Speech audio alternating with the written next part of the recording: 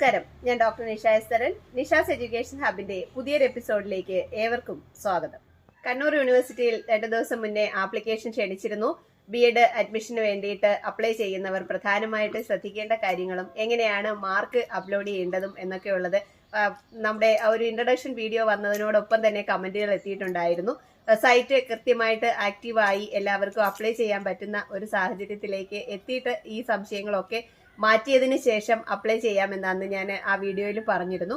ഇന്നിപ്പോൾ നമുക്ക് അപ്ലൈ ചെയ്ത് തുടങ്ങാം. അതുപോലെ അപ്ലൈ ചെയ്തിട്ടുള്ളവർക്ക് എന്തെങ്കിലും മിസ്റ്റേക്ക് ഒക്കെ പറ്റിയിട്ടുണ്ടെങ്കിൽ ഈ ഒരു വീഡിയോ വ്യക്തമായിട്ട് കണ്ടു കഴിയുമ്പോൾ അങ്ങനെ ഒരു തോന്നലുണ്ടെന്നുണ്ടെങ്കിൽ നമുക്ക് എഡിറ്റ് ചെയ്യാനായിട്ട് അതിന് വേണ്ടുന്ന നടപടികളൊക്കെ സ്വീകരിക്കാവുന്നതാണ്. അപ്പോൾ എന്തൊക്കെയാണ് ഇപ്പോൾ നിങ്ങൾ അപ്ലൈ ചെയ്തേക്കുന്നത്, അതിൽ നിന്ന് എന്തൊക്കെ വ്യത്യാസങ്ങൾ വരുത്തണം, അല്ലെങ്കിൽ എന്തെങ്കിലുമൊക്കെ ചേഞ്ചസ് ഇനിയും വരാനുണ്ടോ എന്നൊക്കെ ഉള്ളത് നമുക്ക് കൃത്യമായിട്ട് മനസ്സിലാക്കിയിട്ട് വേണം ഫൈനൽ സബ്മിഷൻ നടത്താനായിട്ട്. അപ്പോൾ എന്തൊക്കെയാണ് കണ്ണൂർ യൂണിവേഴ്സിറ്റിയെ സംബന്ധിച്ച് നമ്മൾ ശ്രദ്ധിക്കേണ്ട കാര്യങ്ങളെന്ന് നോക്കാം. കണ്ണൂർ യൂണിവേഴ്സിറ്റിയെ സംബന്ധിച്ച് ഏറ്റവും പ്രധാനപ്പെട്ട കാര്യം എന്ന് പറയുന്നത് ബി.ടെക് പാസ്സായവർക്ക് നമുക്ക് മാത്തമാറ്റിക്സ് ഓപ്ഷണലിലും അതുപോലെ ഫിസിക്കൽ സയൻസ് ഓപ്ഷണലിലും നമുക്ക് അപ്ലൈ ചെയ്യാവുന്നതാണ്. ബി.ടെക് ഡിഗ്രിക്ക് നമുക്ക് 55% മാർക്ക് സ്കോർ ചെയ്യാൻ കഴിഞ്ഞിട്ടുണ്ടെങ്കിൽ ഈ 2 ഓപ്ഷണൽ സബ്ജക്റ്റിലേക്കും നമുക്ക് അപ്ലൈ ചെയ്യാൻ കഴിയും എന്നുള്ളത് വളരെ പ്രധാനമാണ്. അടുത്തതായി ഏറ്റവും കൂടുതൽ സംശയം വന്നിട്ടുള്ള ഇൻഡെക്സ് മാർക്ക് കാൽക്കുലേഷനെയും അതുപോലെ മാർക്ക് എൻട്രി ചെയ്യുന്നതിനെയും കുറിച്ചുള്ള സംശയങ്ങളാണ്. ഇപ്പം നമുക്ക് ഈ നിങ്ങൾ സ്ക്രീനിൽ കാണുന്നത് ഇനിഷ്യൽ ഇൻഡെക്സ് സ്കോർ എന്ന് പറയുന്ന ഒരു നമ്പർ നമ്മൾ കാൽക്കുലേറ്റ് ചെയ്യുന്നതാണ്. ഇതിൽ നിന്നാണ് നമ്മൾ പിന്നീട് ഇൻഡെക്സ് മാർക്കിലേക്ക് എത്തുന്നത്. ഇനിഷ്യൽ ഇൻഡെക്സ് സ്കോറിന് നമുക്ക് പ്രധാനമായിട്ടും അറിയേണ്ടത് നമ്മുടെ കോർ സബ്ജക്റ്റിന് എത്ര ക്രെഡിറ്റ് ഉണ്ട്, അതുപോലെ കോംപ്ലിമെൻ്ററിക്ക് എത്ര, ഓരോ 2 കോംപ്ലിമെൻ്ററി സബ്ജക്റ്റുകൾ ഉണ്ടാവും, അത് എത്ര ക്രെഡിറ്റ്, അതിൽ ഓരോന്നിനും കിട്ടിയ OGPA ആണ് കണ്ടുപിടിക്കേണ്ടത്. ആ OGPA ആയിട്ടായിരിക്കാം നിങ്ങളുടെ സർട്ടിഫിക്കറ്റിൽ ഉള്ളത്. ചിലർക്ക് CGP തന്നെ ഡയറക്റ്റ് ആയിട്ട് അതിനകത്ത് ഉണ്ടായിരിക്കും. അങ്ങനെ CGP ഇല്ലാത്തവർ എത്ര ക്രെഡിറ്റ് ആണോ അതിന് OGPA കൊണ്ട് മൾട്ടിപ്ലൈ ചെയ്ത് കഴിഞ്ഞാൽ നമുക്ക് CGP കിട്ടും. അപ്പോൾ ആ CGP ടോട്ടൽ എടുക്കുക. CGP ടോട്ടൽ ചെയ്യേണ്ടത് കോറിൻ്റെതും അതുപോലെ കോംപ്ലിമെൻ്ററിയുടേതും 2 കോംപ്ലിമെൻ്ററിയും കൂടെ 3 ടോട്ടലും കൂടി എടുത്തു കഴിഞ്ഞാലാണ് നമുക്ക് CGP കിട്ടുന്നത്. ഈ CGP ആണ് നമുക്ക് ഇനിഷ്യൽ ഇൻഡെക്സ് സ്കോറിലേക്ക് കൺവേർട്ട് ചെയ്ത് വരേണ്ടത്. അതായത് നമുക്ക് ഇനിഷ്യൽ ഇൻഡെക്സ് സ്കോർ കാണാൻ നമ്മുടെ ടോട്ടൽ ഇപ്പോൾ ഈ കോർ സബ്ജക്റ്റിൻ്റെയും അതുപോലെ 2 കോംപ്ലിമെൻ്ററിയുടെയും കൂടെ ടോട്ടൽ CGP എടുത്തതിന് ശേഷം അതിനെ ടോട്ടലായിട്ട് വരുന്ന നമ്മുടെ ക്രെഡിറ്റ് കൊണ്ട് ഡിവൈഡ് ചെയ്ത് കഴിഞ്ഞാൽ നമുക്ക് നമ്മുടെ ഇനീഷ്യൽ ഇൻഡെക്സ് സ്കോർ കാൽക്കുലേറ്റ് ചെയ്യാനായിട്ട് സാധിക്കും. ഇപ്പോൾ ഈ ഒരു കോളത്തിനകത്ത് വളരെ വ്യക്തമായിട്ട് അത് കാണിച്ചിട്ടുണ്ട്. നമ്മുടെ OGPA ആണ് തന്നിരിക്കുന്നതെങ്കിൽ OGPA ക്രെഡിറ്റ് കൊണ്ട് മൾട്ടിപ്ലൈ ചെയ്യുക, അതായത് കോഴ്സ് പേപ്പറിൻ്റെയും കോംപ്ലിമെൻ്ററിയുടെയും അതിൻ്റെ ടോട്ടൽ എടുക്കുക. എന്നിട്ട് ടോട്ടൽ നമുക്ക് ഈ ഇതിൽ കാണുന്നത് പോലെ ഇപ്പോൾ 80 ആണ് ഇതിൽ കാണിച്ചിരിക്കുന്ന ക്രെഡിറ്റ്. അങ്ങനെയാണെങ്കിൽ എത്രയാണോ നിങ്ങൾക്ക് വരുന്ന ക്രെഡിറ്റ് ആ നമ്പർ കൊണ്ട് ഡിവൈഡ് ചെയ്ത് കഴിഞ്ഞാൽ നിങ്ങൾക്കൊരു 9 അതായത് 10-നുള്ളിലുള്ള ഒരു നമ്പർ കിട്ടും. അപ്പോൾ ആ നമ്പറിനെയാണ് നമ്മൾ വീണ്ടും അടുത്ത സെഷനിൽ കൺവേർട്ട് ചെയ്യേണ്ടത്. ഇനി വളരെ പ്രധാനപ്പെട്ട ഒരു കാര്യം നമ്മൾ ശ്രദ്ധിക്കാനുള്ളത്, നമ്മൾ ഡിഗ്രി കഴിഞ്ഞത് 2014 അല്ലെങ്കിൽ ആ ഒരു സമയത്താണെങ്കിൽ as a student of UG program from the year 2014 admission have been evaluated on the basis of 10-point scale എന്ന് പറഞ്ഞിട്ടുണ്ട്. The initial index score also is in a figure out of 10 ആയിരിക്കും 2014 അപ്പോൾ അതാണ് നമ്മൾ ആദ്യം കണ്ടത്. For the students who have undergone their UG programme based on CCSS 2009 admission to 2013 വരെ ഉള്ളവർക്കാണെങ്കിൽ ഗ്രേഡിംഗ് സിസ്റ്റം 2008 അഡ്മിഷൻ വരുന്നതും മാർക്ക് സിസ്റ്റം 2007 അഡ്മിഷൻ വരുന്നതും ഒക്കെ ഇനിഷ്യൽ ഇൻഡെക്സ് സ്കോർ നമ്മൾ നേരത്തെ കാൽക്കുലേറ്റ് ചെയ്തതുപോലെ തന്നെ കണ്ടുപിടിക്കണം. ഇൻഡെക്സ് സ്കോർ ഔട്ട് ഓഫ് 4 ആയിരിക്കും. അങ്ങനെ വരുന്നവർക്കാണെങ്കിൽ നമുക്ക് അതിനെ 10ലോട്ട് കൺവേർട്ട് ചെയ്യണം. അപ്പോൾ ഔട്ട് ഓഫ് 4 ആണെന്നുണ്ടെങ്കിൽ നമ്മളതിനെ 2.5 കൊണ്ട് മൾട്ടിപ്ലൈ ചെയ്ത് 10ലോട്ട് മാറ്റിയതിന് ശേഷം വേണം ചെയ്യാനായിട്ട്. അതുപോലെ ഒരു സ്റ്റുഡൻറ്റ് നമുക്ക് ഒരു എക്സാമ്പിൾ അവർ തന്നിട്ടുണ്ട്.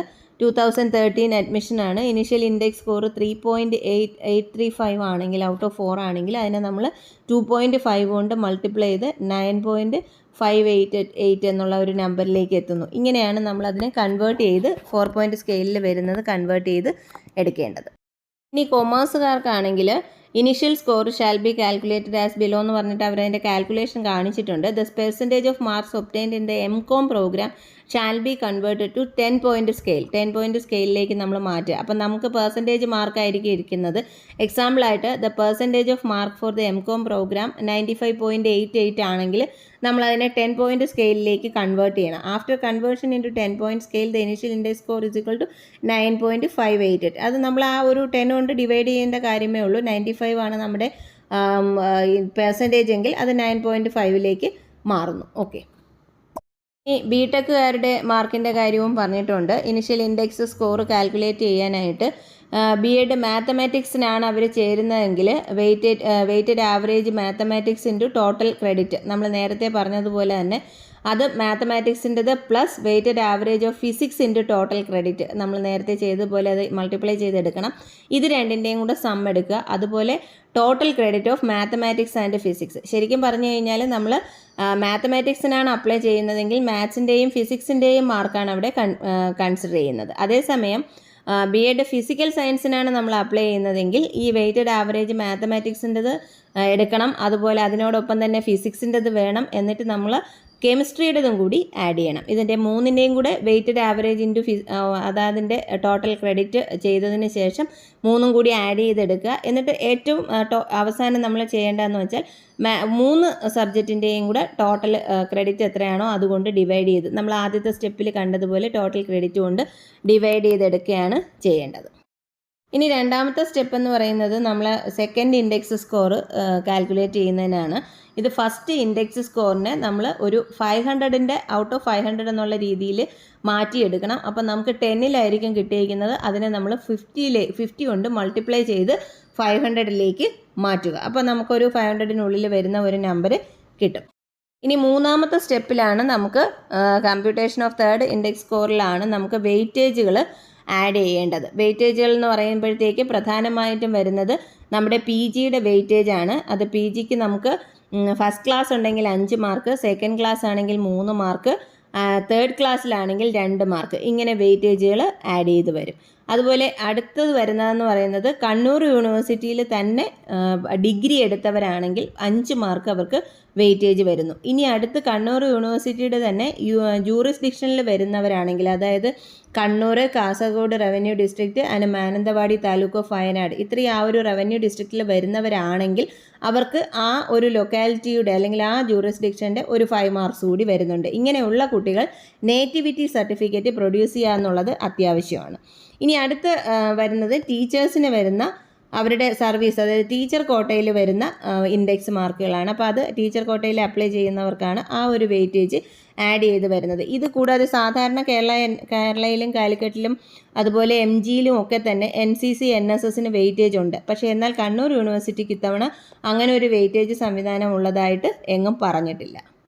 അവരൊരു എക്സാമ്പിളാണ് അതിൽ പറഞ്ഞേക്കുന്ന തേർഡ് ഇൻഡെക്സ് സ്കോർ കാണാനായിട്ട് സെക്കൻഡ് ഇൻഡെക്സ് സ്കോറിൻ്റെ കൂടെ നമ്മൾ വെയിറ്റേജുകൾ ആഡ് ചെയ്യുകയാണ് ചെയ്യുന്നത്. ഇപ്പോൾ ഒരു എക്സാമ്പിൾ 479.4 നമുക്ക് തേർഡ് ഇൻഡെക്സ് സ്കോർ കിട്ടിയാൽ ഫസ്റ്റ് ക്ലാസ് PGക്ക് ഉണ്ടെങ്കിൽ 5 മാർക്ക്, കണ്ണൂർ യൂണിവേഴ്സിറ്റിയിൽ നിന്ന് തന്നെയാണ് ചെയ്തതെങ്കിൽ 5 മാർക്ക്, നേറ്റീവ് ആണെങ്കിൽ 5 മാർക്ക്, ടീച്ചിങ് എക്സ്പീരിയൻസിന് 0 ആണ് ഇവിടെ കാണിച്ചിരിക്കുന്നത്. ഇനി ഇതെല്ലാം കൂടി ആഡ് ചെയ്തിട്ടാണ് നമ്മൾ ടോട്ടൽ ഇൻഡെക്സ് മാർക്ക് കാൽക്കുലേറ്റ് ചെയ്ത് വരുന്നത്.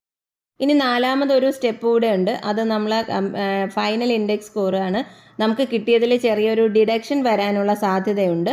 നമ്മൾ തേർഡ് ഇൻഡെക്സ് സ്കോർ വന്നതിൽ നിന്ന് നമ്മൾ ആഡ് ചെയ്യുന്നതിനോടൊപ്പം തന്നെ നമുക്ക് കുറയ്ക്കാനുള്ള സാധ്യതയുണ്ട്. അത് SC/ST കാൻഡിഡേറ്റ്സിനാണെങ്കിൽ അത് കുറയ്ക്കുന്നില്ല. ബാക്കിയുള്ള കാറ്റഗറിക്കാർക്കാണ് ഈ കുറവ് വരുന്നത്. എന്ന് പറയുന്നത് നമ്മുടെ ഫസ്റ്റ് ചാൻസിൽ പാസ്സാവുകയാണെങ്കിൽ നമുക്ക് ഫുൾ ഇൻഡെക്സ് മാർക്കും എടുക്കും. അതേസമയം നമ്മൾ സെക്കൻഡ് ചാൻസിൽ, അതായത് നമ്മുടെ ഫൈനൽ എക്സാം കഴിഞ്ഞതിന് ശേഷം അടുത്ത വർഷമാണ് നമ്മൾ, അല്ലെങ്കിൽ അടുത്തൊരു 3 മാസം കഴിഞ്ഞാണ് നമ്മളൊരു പേപ്പർ എഴുതിയെടുക്കുന്നതെങ്കിൽ അത് സെക്കൻഡ് ചാൻസ് ആയിട്ട് കൂട്ടും. അങ്ങനെയാണെങ്കിൽ ഒരു 3 മാർക്ക് ഡിഡക്റ്റ് ചെയ്യും.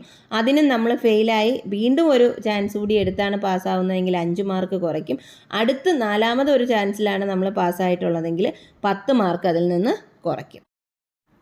No rounding off the percentage of marks to the nearest whole number is permitted എന്ന് പറഞ്ഞിട്ടുണ്ട്. നമുക്ക് പെർസെൻറ്റേജ് ഓഫ് മാർക്ക് കുറവാണ് എന്നൊക്കെ ഉണ്ടെങ്കിൽ നമുക്ക് റൗണ്ട് ഓഫ് ചെയ്തൊന്നും അഡ്ജസ്റ്റ് ചെയ്യാനായിട്ട് സാധിക്കത്തില്ല. അത് പ്രധാനമായിട്ട് ശ്രദ്ധിക്കുക. പിന്നെ academic eligibility should be satisfied as on the last date for submission of application എന്ന് പറഞ്ഞിട്ടുണ്ട്.